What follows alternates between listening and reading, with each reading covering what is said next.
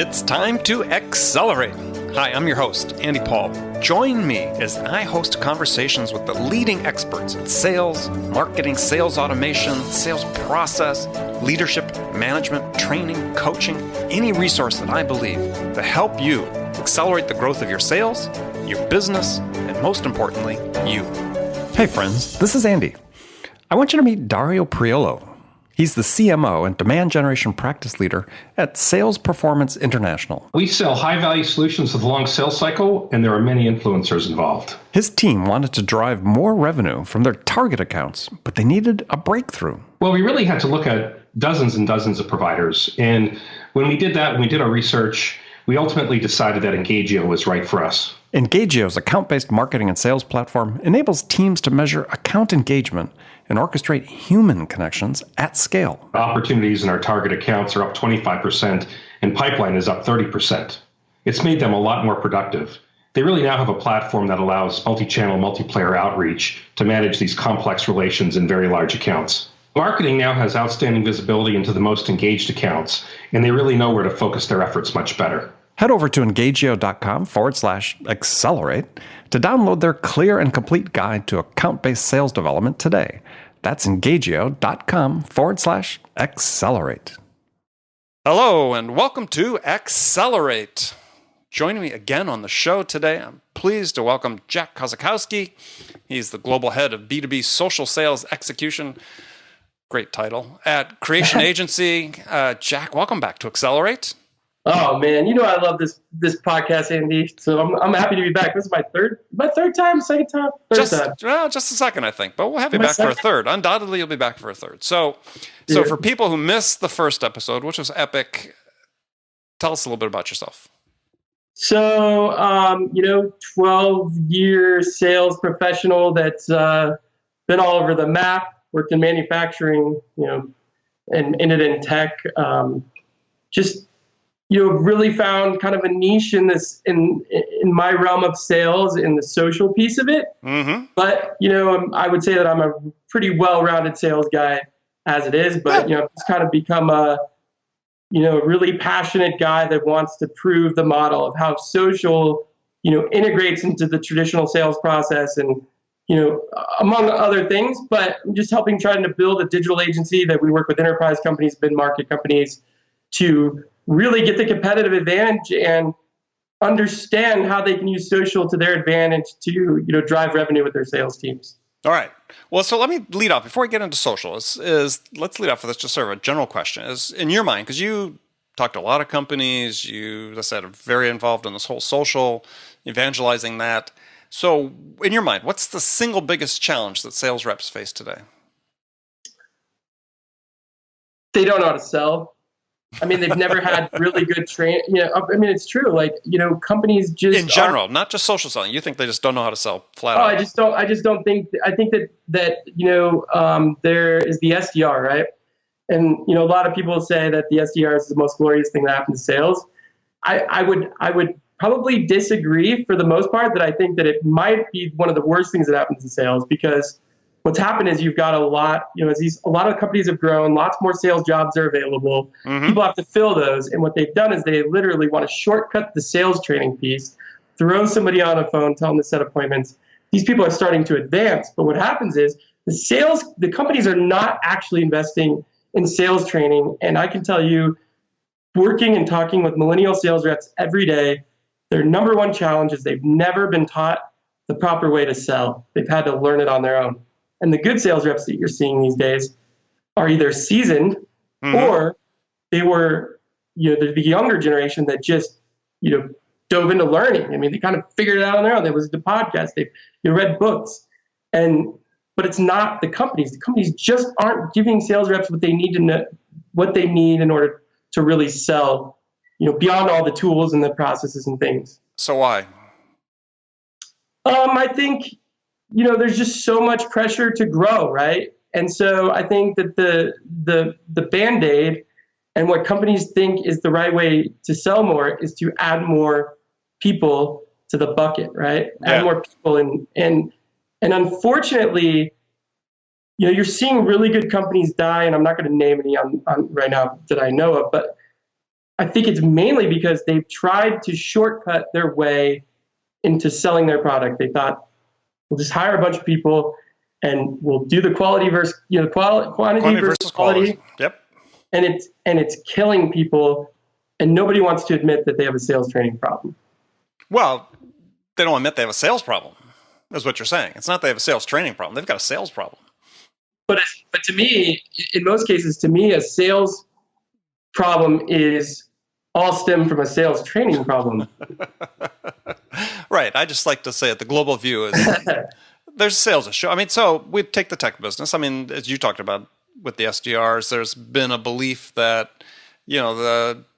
the subscription sales model, the inside sales model that's been growing very rapidly over the last several years is sort of the messiah for many of these companies. If anybody's got a decent product, we put the sales model to it, we're going to succeed. But they're finding out that's not the case. In fact, it seems like, as far as I can tell, based on the research reports I'm seeing, is that the new sales model notwithstanding, which is a perfect fit for the subscription business, but it's not moving the needle relative to overall sales performance, sales productivity, number of reps making quota, success rate, survival rate of the startups.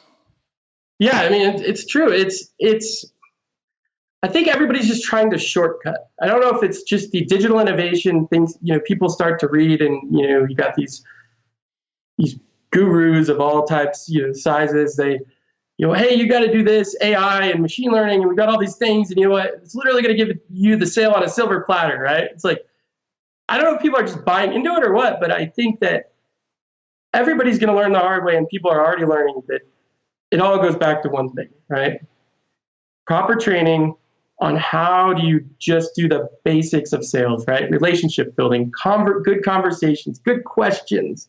The rest of the stuff, and I talk about this all the time, is like social selling is, I hate when people talk about it as like a quick fix, right? I hate when people talk about automation tools as a quick fix, and the funny thing is, all that stuff is only complements somebody that knows how to sell. It only gives them more tools, better tools to be even better at sales. It does not take a crappy salesperson and make them a good salesperson.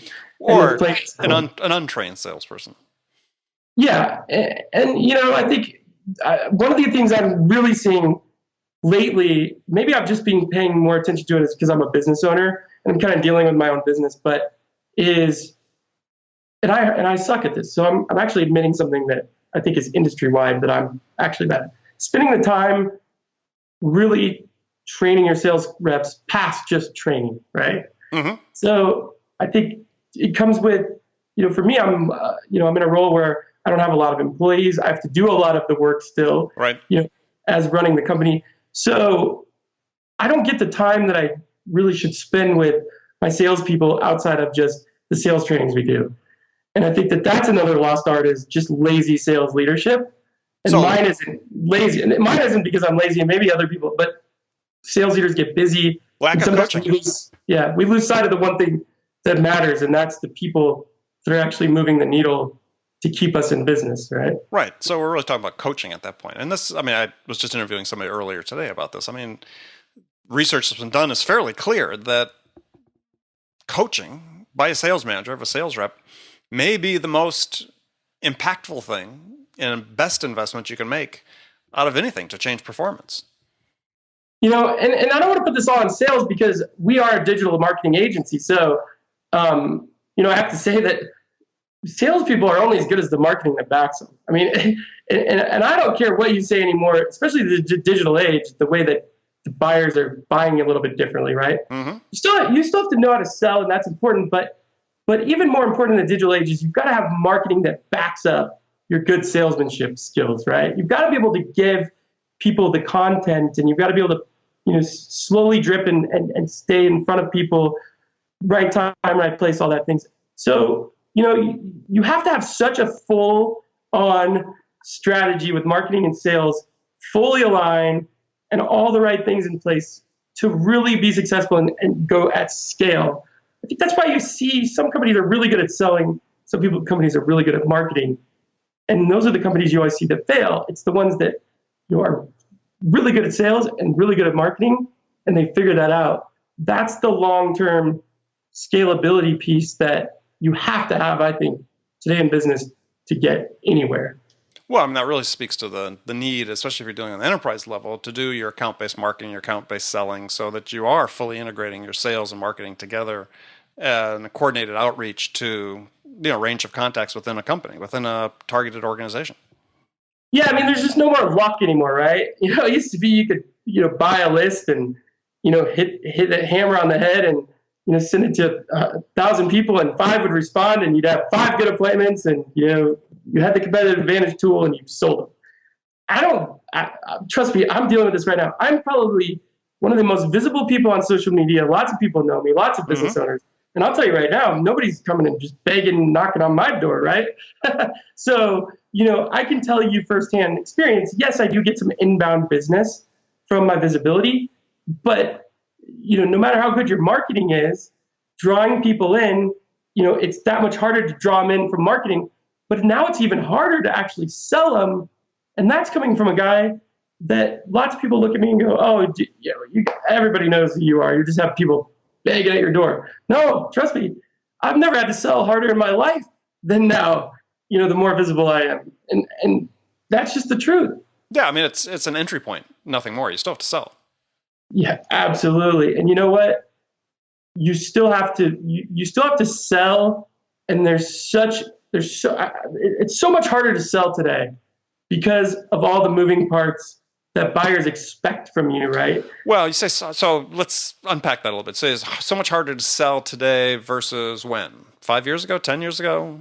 When you used to be able to hand a brochure and say, this is our content, this is our collateral. I mean, customers these days, they want so much, right? Not only that, but there's 5, 6 people making a decision now, right? It's not like you walked in and talked to the CEO and you sold them, $10,000 deal. I can't get into a deal. I'm not ever into a deal now that I don't have 4 people that are making the decision. And sometimes I've got to sell each one of them a little bit different, right?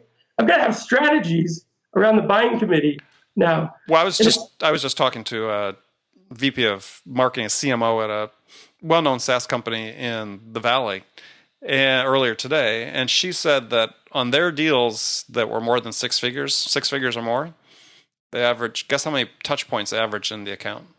I wouldn't even want to know. I'd be scared. 34. That's they tabulated over the last year. So you just bring up a good point. It's like you've got a bunch of these salespeople that have no training on how to sell just one-to-one to a decision maker. Now give them this environment where they've got to adapt. I'm in sales calls. I was in a sales call last week, which is I had 4 different personalities. I had 4 people with different pain points. I had a user. I had an IT guy on the phone. I was just sitting there and I'm like, strategically, I've got to talk to each one of them differently. And I've got to say it one way to this person, one way to this person. And then after the call, though, this is what the kicker was. Every single one of them wanted something different, right? Sure. Well, the CEO, he wanted a case study, right? The IT guy wanted all the specifications on the technologies that were going to be involved and how did they play into their CRM. And I had the CMO, well, not the CMO, VP of marketing. VP of marketing wanted a strategy, right? She had a certain way that they wanted something done, and she wanted to see how we would approach it. And I was just like, the amount of work after the conversation, I was just drained. The amount of work that it took just to get these 4 pieces of content for each individual that I didn't even have, 2 of them I didn't even have on my own. I had to go to my team. That was a lot of work as a salesperson, and that's how sales is evolving. It's crazy. It's like it's a true art, I would say, these days of communication. Whoa! You can't say that because, gosh, there are people that go to their death swearing that sales is a science these days.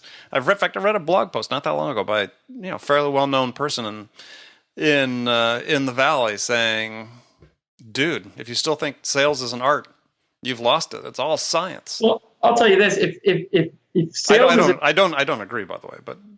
If sales is a science, then somebody give me the equation, because every single buyer that I talk to or every single person that I have in my sales funnel right now, all want something different. I can't sell the same way to anyone anymore. There's just no way around it. I mean, you really got to understand people one-to-one more now than you ever have, in my opinion. Oh, I agree. And this gets back to the issue. Let's go back to what we talked about for the beginning, is that, so in your mind, how do you train raw sales reps? And I would make the case it's not even raw sales reps. I'd say sales reps in general, because they all seem to, in my mind, most of them fall short in this category, on these basic fundamental sales behaviors, relationship building, asking great questions, things we talked about. What's the secret? So I think, the first thing that has to happen is you've got to build the right team, right? You've got to build the right people, because, sales training alone is great, but how many times have you experienced this where you just have people that either think they know how to sell with nothing to back it up, or, they just don't have the right attitude, they're not willing to put in the time and all that stuff. So I think it starts with people. Once you've got the right team into place, then it starts with bringing the right people in and figuring out, what's your strategy? What's your process, right? How do we want to sell? How is marketing going to support the way that we want to sell? How does marketing want us to sell? Coming up with a full strategy, then you got to build, in my opinion, you got to build a stack around that strategy. And when you bring in your sales team to do a training, you've got to teach them how to sell first, sales training, right? That's bring somebody in. I always say, if you don't know how to do it yourself, bring in the expert to teach you how to do it, right? Mm-hmm. But I think the second, when you're doing that, though, I think a lot of people bring in a sales trainer, but they just say, teach my people how to sell, right? Teach them how to prospect. Well, that's great, but what's the overall strategy in the end game? Is there technologies around this process that this person's supposed to teach you on how to prospect, right? So having a core understanding of what you're trying to achieve will then allow you to go find the experts around what needs to happen to train your sales team properly. And I see a lot of this. Companies go out, I have this happen to me. They call me and say, I want social selling training. We're looking to do a sales kickoff. I go, that's great. Well, let's dig a little deeper, right? What's your close rate? Well, we're dying right now. It's 11%. Well, I'll tell you right now, I'm not the guy for you, right?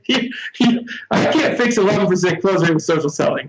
So, you might have to go out and fix that piece of the pie first, which is they need to learn how to probably just sell. And I'm not going to dissect their funnel and all that, because that's not my expertise, right? Sure. I tell people to go elsewhere for that. So really understanding what is it, where are we lacking, where do we need help, and figuring out the right person to come in and help you fix that, and doing it all in a process, right? Yeah.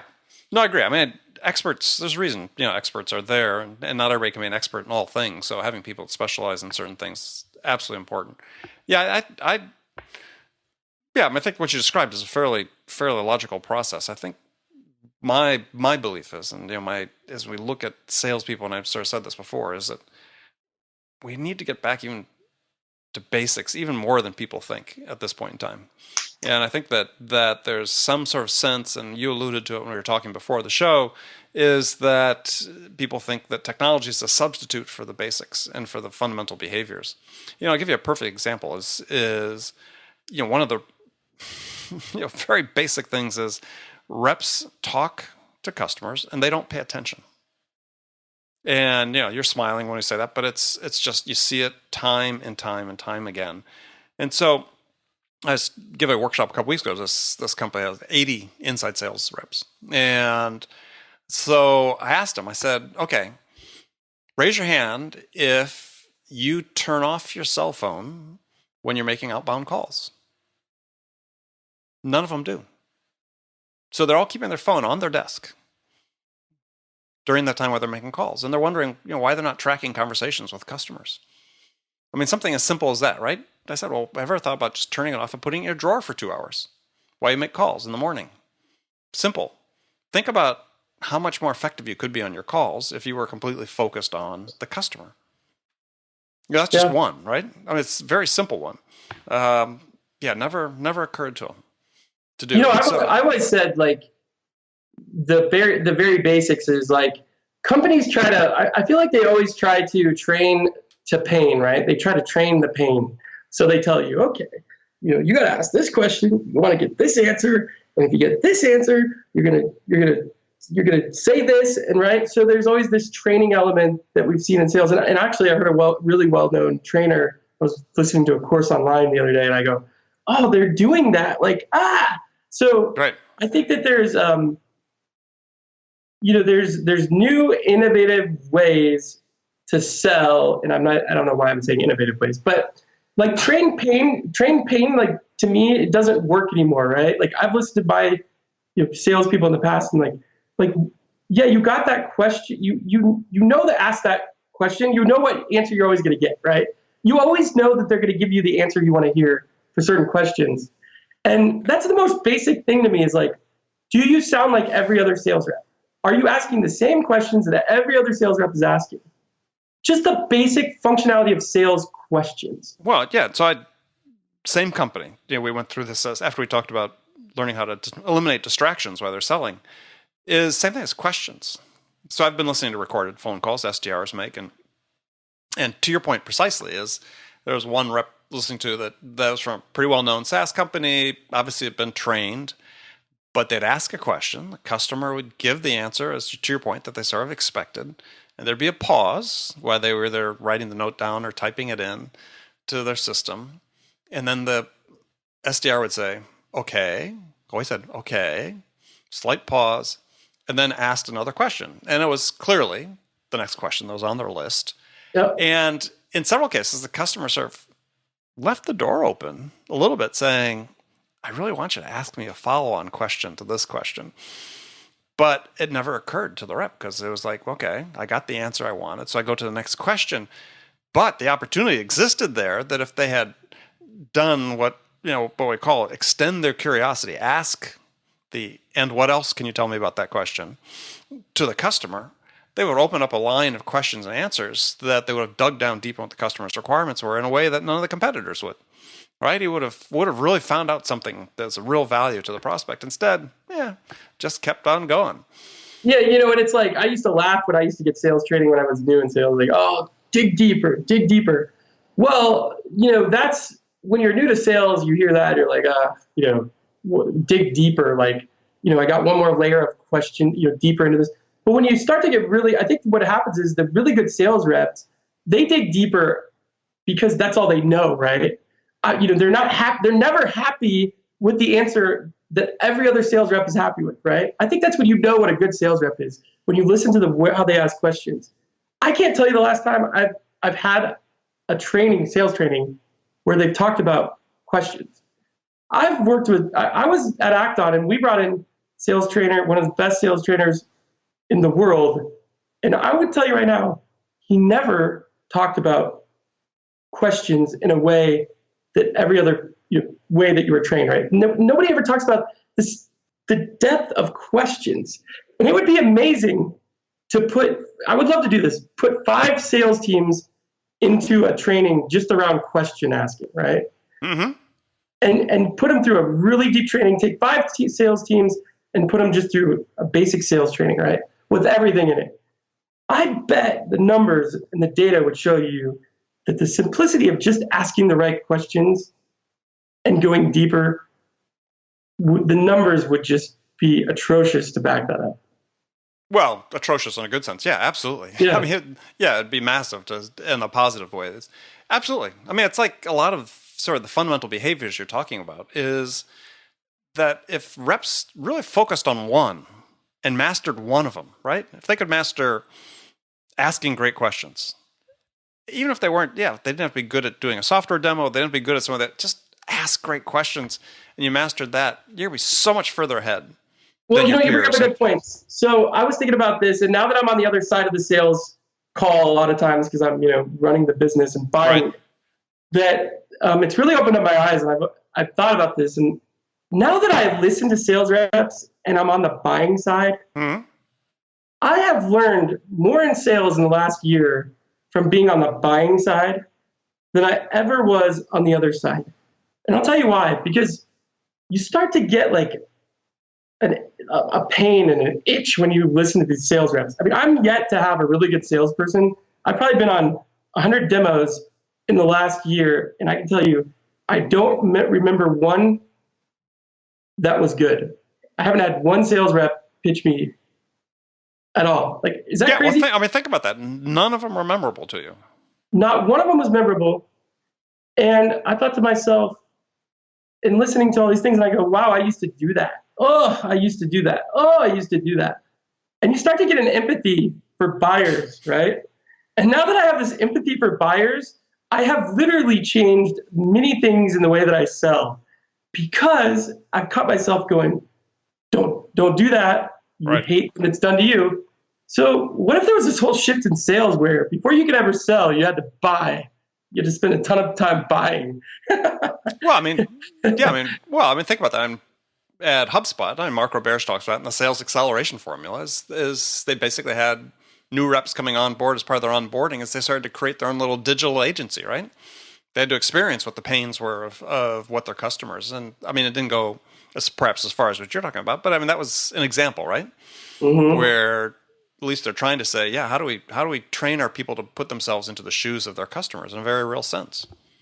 And this is the part that I guess my passion has been in sales, is because I truly believe that, beyond the training, right? Beyond just basic sales training, what happens is sales reps today, they've got one tool, right? And they know how to sell really well. Let's take a good sales rep. Most sales reps, you put them on the phone and they know how to sell, right? But where their disconnect is, they don't know how to do anything but sell. So what happens is they get in these longer sales processes, they get in with multiple buyers, and they're great on the call. They might even be great at the follow-up. But the problem is the follow-up's not for 2 weeks, right? You can't get the decision maker for 2 weeks. What does a good sales rep do in those 2 weeks, and what tools do they have to be valuable and to give value versus ask, so that when they get back on the phone call, they've given value in the selling process? And I really think that is where I've kind of fit in and seen, because I might not be the best salesperson, but I'll tell you what, I'm the best damn value add salesperson you'll ever meet. I'm really good at figuring out ways to be super valuable to you beyond just selling. And I know that I've had a lot of success doing that. So is that a silver bullet? No, because you still have to know how to sell. But let's say that you're just not you're not really good at sales. You're okay. What are the tools in the digital age, and what are the competitive advantages that you can use to put value in your favor, right? Mm-hmm. Because we have so many new communication channels now. We have buyers giving us so much information about them personally and professionally, whether that's their kid has some type of let's say dyslexia, right? And you see that they shared that they are part of a group, they're raising money for dyslexia, right? Right. That to me is an amazing thing that we can use in sales today as a value tool for empathy. And we can go and we can help them share to our network. We can donate money to that, right? We as sales reps, the one thing that we have always been taught to do is to sell. But we've never been taught how to just give personal and professional business value outside of just selling somebody. And if you can mesh the two together, and you're really good at sales, but you're even better at giving personal and business value along the way, your life will get a lot easier, and you can actually turn this into a long-term career, in my opinion, by being able to learn how to do that. That's an interesting take. I would say most sales reps don't really think about that sort of personal value they could deliver outside of the sales context, right? And that's how you get memorable. In this noisy world of everybody trying to sell you something that's faster, shinier, and moves the needle, saves you time, how do you be the one sales rep that somebody just goes, you know what? Dang, they have a good product, but dang, I just want to do business with Jack. Exactly. Right? So here's one of the fallacies I think that too many sellers get into is they think that the best product wins. And the best product doesn't win. Or the best sales pitch wins. Not necessarily the case. Because I can tell you that when I hear that somebody's got a relationship with one of my competitors, and it's really good relationship, but I know I've got a better product, in the back of my mind, I usually go, this one's probably not even worth it, right? Right. Because the relationship in the end, 9 out of 10 times will beat a good product. And the experience, sales reps, we've kind of I think that experience, I think, forms part of the relationship.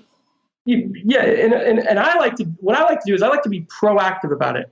I think most sales reps are reactive in their selling, right? I got a lead, I got a conversation. Now I'm going to ask the right questions and, reactively sell them. So I think in the digital age, we have a really good opportunity as sales reps to sell proactively, build that relationship with our buyers at a mass scale proactively so that we can over time build, a network of people that know who we are, how we have conversations, we've been valuable, we haven't asked anybody for anything. And now if we can build that network and that pipeline proactively, we can really start to use our salesmanship skills, right? Which ultimately is the end game. But there's so much more that we have to do in the front end, just than knowing how to sell. I agree.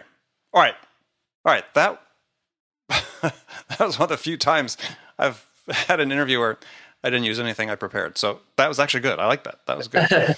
That's like, going to a presentation with the customer and not opening your laptop. So that was fantastic. I loved it. Always we can do that. So Jack, that was great. So I've got some standard questions like I did before when you were on the show, except different standard questions I always end the show with. So let me ask you this one.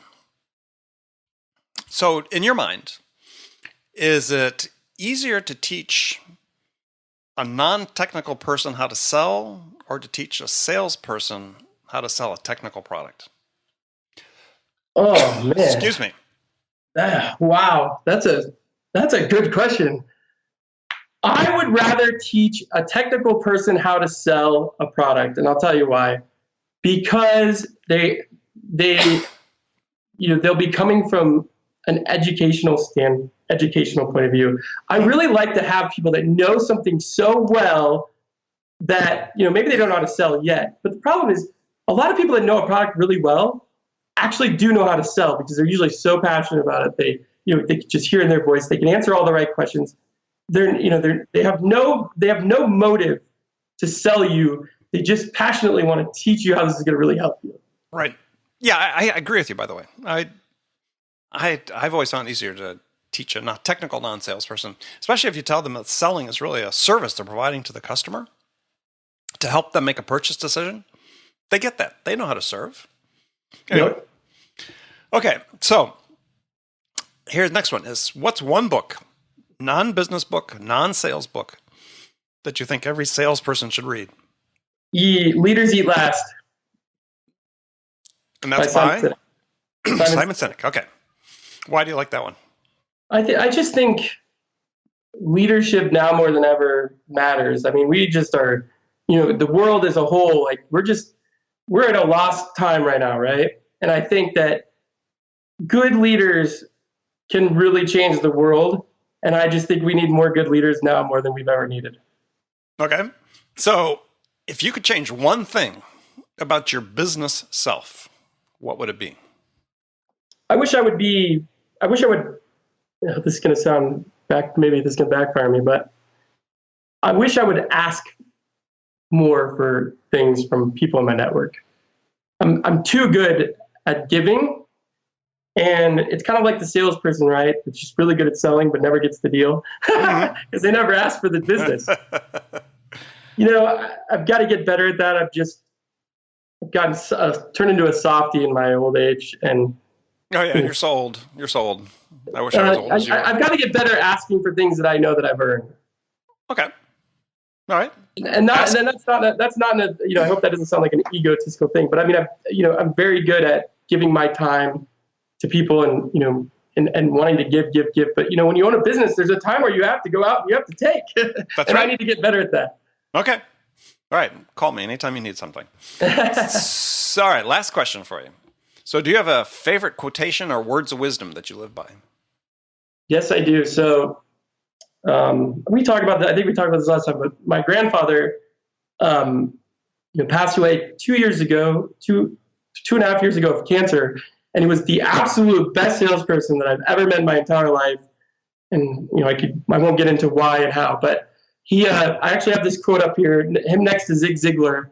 And my grandfather had this quote in front of him at all times. And it was, before you can understand and motivate anyone else, you must first understand and motivate yourself. And I think that most people are so worried about motivating everybody else and, why isn't everybody else doing this and that they just have to step back and look in the mirror. And I'll tell you what, I think sales managers would be the first people that would probably need to reference that quote. No, I like it. Great quote. Great quote. Good. What was your grandfather's name? Jack Moeller. So he was Black Jack Moeller, and I was named after him. So I'm Jack Jr. Very good. All right. Well, Jack, thanks for joining me today. So tell folks how they can find out more about Creation Agency and just I lose my voice here and connect with you. So you can go to my website, jackkosakowski.com. I've got a ton of great, content that's, actionable that, I've written over the time since I've been a sales rep. And you can go to creationagency.com if you're looking for, digital services. But really, just connect with me on Twitter, tweet at me, or, connect me on LinkedIn. I'm probably the most active person you'll ever meet. So if you tweet, I tweet back. You do indeed. All right, Jack, thanks again for joining me. And thank you, friends, for spending time with us today. Remember to make it part of your day every day to deliberately learn something new to help you accelerate your success. And easy way to do that is to join these conversations with top business experts like my guest today, Jack Kosakowski, who shared his expertise about how to accelerate the growth of your business. So thanks for joining me. And until next time, this is Andy Paul. Good selling, everyone. Thanks for listening to the show. If you like what you heard and want to make sure you don't miss any upcoming episodes, please subscribe to this podcast on iTunes or Stitcher.com. For more information about today's guest, visit my website at andypaul.com.